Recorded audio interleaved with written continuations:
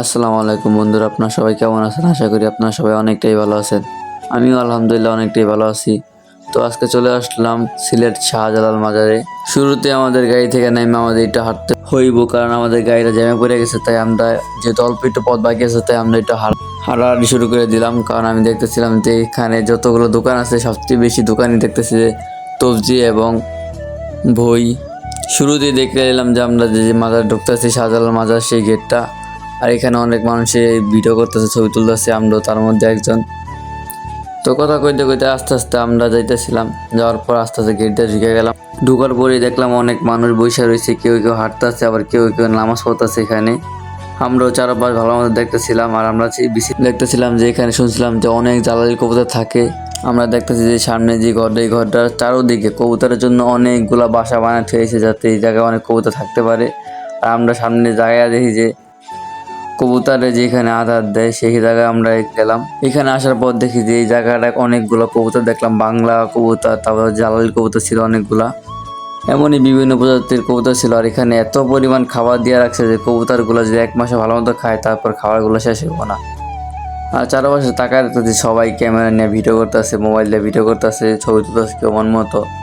আর এখানে অনেক পরিমাণ কবুতর ছিল। তো আমরা কবুতর দেখা শেষ করে আমরা দেখতেছিলাম চারদিকের কি অবস্থা, কি করতেছে মানুষজন সবাই। আমরা আস্তে আস্তে হাইটে চলে গেলাম যে একটা পুষ্করিণীর নাম শুনছিলাম, যে এখানে অনেক বড় বড় গজার মাছ জিয়ানো আছে এই পুষ্করিণীটা। আর এই পুষ্করিণীটার নাম অনেক শুনছি অনেকের কাছে। এই পুষ্করিণীতে নাকি অনেক বিশাল বিশাল বড় বড় যে গজার মাছ আছে। এতদিন শুধু শুনছিলাম, আজকে একবার নিজের চোখে দেখে এলাম। আর অনেকে দেখতেছে এই জায়গায় মাছ কিনা কিনা যে মাছগুলো খাওয়াইতেছে। ছোট ছোট মুলদি মাছ আইনা এই বড় বড় মাছগুলোর খাওয়াইতেছে, দেখতে অনেক ভালোই লাগতেছে। আমি শুনছিলাম যে এখানে আরো বড় বড় মাছ আছে। তারপরে মোটামুটি মাছগুলো অনেকটাই বড় ছিল। আর যেমনি থাবা দেয় রে ভাই, অনেক জোরে জোরে থাবা দেয়। আমরা এখানে দাঁড়ায় অনেকক্ষণ ধরে এই মাছগুলো দেখতেছিলাম যে ওরা কেমনে খাইতেছে, মাছগুলো কি করতেছে, অনেকে ভিডিও করতেছে, অনেকে মাছ খাওয়াইতেছে। মাছ দেখা শেষে আমরা চলে আসলাম মাজারের পিছন সাইডে। আর এখানে শুনলাম যে এখানে অনেকগুলো মাছ পাওয়া যায়, বিভিন্ন রকমের বিভিন্ন প্রজাতির মাছ পাওয়া যায় এখানে। তারপর আমরা চলে গেলাম যে উপর সাইডে। এখানে শুনলাম যে সোনালী কালার একটা মাছ আছে, যার ভাগ্য অনেকটাই ভালো, সে শুধু এই মাছটাকে দেখতে পারে। আমরাও চলে গেলাম যে আমাদের ভাগ্য কতটা ভালো, তাই জন্য আমরা দেখতে চলে গেলাম মাছটা। আর আমরা এখানে ঢোকার পর দেখলাম যে অনেক মানুষই আগে থেকে এখানে ভিড় জমে আছে। আর আমরা তাই চলে গেলাম। আর এখানে ভিউটা অনেক সুন্দর ছিল, যেহেতু বিকালবেলা ছিল। তারপর আমি যে এখানে দেখলাম যে মোবাইলের ক্যামেরা ঘুরে দেখলাম যে আমি টের পাইতেছিলাম যে একটা মাছ আছে, নিচে একটা মাছ আছে। আমি মোবাইলের ক্যামেরা হয়তো বা ধরা পাওয়াছে না। তারপর আমি একটু চেষ্টা করলাম জুম টুম বাড়ি দিয়া, কিন্তু ওই যে দেখেন যে কোনায় মাছটা।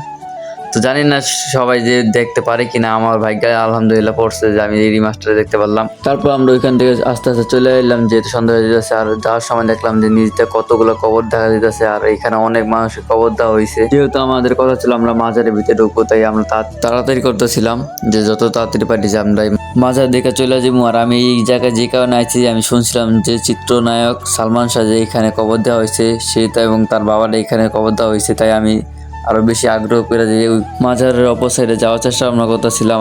আর এই যে সিঁড়িগুলা দেখতেছেন, এই সিঁড়িগুলা দিয়ে হইল তার কবর দেখতে যায় মানুষ। আর আমরা এখানে সবাই জুতা খুললে তাড়াতাড়ি উপরে চলে গেলাম। আর এখানে নির্দেশ যে জুতা লেগে এখানে ঢুকতে পারবো না, এখানে জুতা নিয়ে পুরোপুরি নিষিদ্ধ বলা যায়।